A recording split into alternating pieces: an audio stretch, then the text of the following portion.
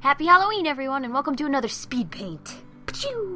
Last week, I asked for some ideas to draw for Halloween, and, well, I was kind of thinking spooky at the time. I was reading your suggestions, and I really liked them, and a bunch of you suggested me draw Maple in a Halloween costume, and then even maybe one or two people said to draw Maple in a Waffle costume, which I thought was a super cute idea, so that is what I decided to go with. And then I started thinking about the idea a little bit more, and I thought it'd be cute if I put all the other Halloween costumes that she wanted to be that year on the floor. So she was looking through all the Halloween costumes and she couldn't decide what to be for Halloween, and then she finally decided to be a Waffle. So I put, I think, 6 other costumes at her feet, and if you want, you can try and guess what those costumes are. There's 6 of them, they're from different fandoms, and one's just like a generic Halloween costume.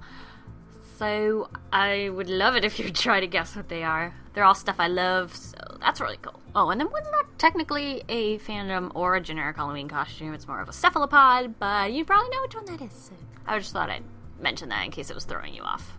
And then when it came to the second sketch layer, I added more detail to all the little bits and pieces that were just kind of blobs. And now they look more like actual things, like arms and hands and outfits. And then once I was pretty sure about where I wanted everything and how I wanted it to look, I started the line art layer, and I always start with eyeballs just because they're like one of my favorite things to draw, and it just gets me in the mood for drawing line art because line art can be super stressful. So if I draw my favorite thing and I'm like, yeah, I can do line art, I can do this. When I was doing the line art for the hair, I don't know what it is about. I think it's because I cut out a little bit, like there used to be a bit more volume, but the way I drew it first, it looked like mom hair, and then I just added some more hair pieces up on top, and it totally fixed the look. It looked more like Maple instead of like a mom, which is a pretty fine line between Maple's hair and like the generic mom haircut. So it's a little difficult, but I think I fixed it in the end, so it worked out. And then on a second layer, I put the line art for all the costumes that are around her feet because I didn't really want it interfering with the line art of her body. That way, if anything overlapped, I would be able to erase one of the layers individually without having to worry about ruining the line art for one of the other layers, depending on which layer I was erasing, if that makes sense, hopefully. And I use this trick for any part of the line art that's overlapping another part of the line art, like arms. I think I did the arms on a separate layer as well, and it just helps because then you don't have to worry about going over the lines. I mean, the lines of the first line. It's so hard to explain. I don't know if it's making sense, but if you're unsure, just make it a new layer, and then all's well. But then when it came to her left hand, I realized I didn't have a very good drawing of a hand there. So what I had to do was start a new layer, lowered the opacity, and just sketched out a few hands until I had one that I liked. But this isn't the one that I actually liked because artist rant here. Power went out while I was drawing, which is always a problem if you're drawing digitally. And I had already drawn this hand once, and it actually looked really, really good. And I was happy with it. And then the power went out, and now I'm redrawing it again. And I never have the same enthusiasm when I draw it a second time. I'm sure you understand. Same thing goes for anything you ever create, or if you even forget to save. But the problem is you can't save when the power goes out. I had saved recently, it was like right before this hand, but whatever. Okay, rant's over. Anyway, moving on, we are on the coloring, and I always put all the colors on a separate layer. Never do your colors on the same layer as your line art. It's just sloppy and messy, and then colors will go over the line art, and it's just, no, just don't. Put it on a layer right underneath the line art, and then that way you can use the colors right up to the line art, and you can go a little over the line art, but it'll still be under the line art. Yay!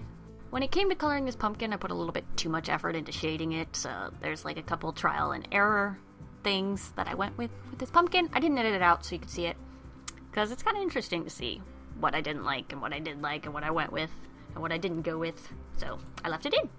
I think what I didn't like about the shading was it was just too busy, and that's why I went in a different direction. I think it was just too many highlights the first attempt, too much shadow the second attempt, and then it was just messy. So I decided to go with something that was much more simple. While I did change her outfit to just something black to not pull away from the design of the Waffle, I did decide to give her her signature sneakers because I just love those shoes so much. And I wish I had a pair.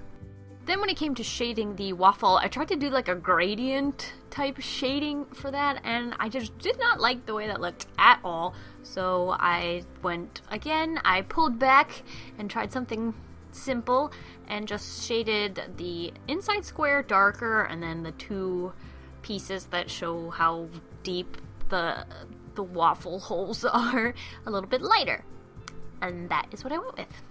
And then moving on, the next step is to color all those costumes that are on the floor. And I just did them in like batches, like that color's black and that color is blue. And then I added some little details to each of the costumes. And yeah, I don't have much to say here. So I'll probably just speed this part up just a little tiny bits because I have nothing to say.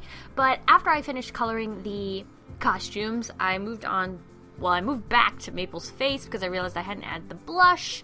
So I added some blush to her cheeks, and then I decided her hair looked a little bit flat, so I keep saying decided, but I chose to add some shading to her hair, just to make it look more fluffy and voluminous, yeah. Oh, and here's that part, finally. So here you can see me adding the blush and the different little tiny bits of detail that I just wanted to add that just make her face look a little bit more lifelike and not quite so pale and dead. Even though it's Halloween, I understand most things are pale and dead around this time of the year, but not Maple. Then I just put some text up at the top saying Happy Halloween, because yeah, I think I already said that, but Happy Halloween everybody, and I want to thank you guys for watching. Here's the finished illustration.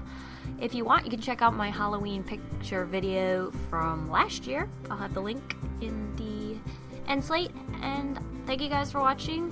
Have a happy Halloween, eat lots of candy, and have a delicious evening full of waffles. Bye!